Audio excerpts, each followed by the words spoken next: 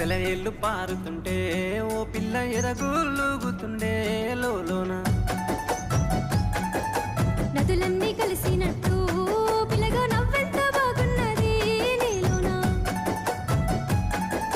గాజుల సప్పులు గలుగల్లు మోగంగా గజ్జెల పట్టీలు గంతేసి ఆడంగా వరిగడ్డి మోపు ఎత్తి ఓ పిల్ల వయ్యారి నడుము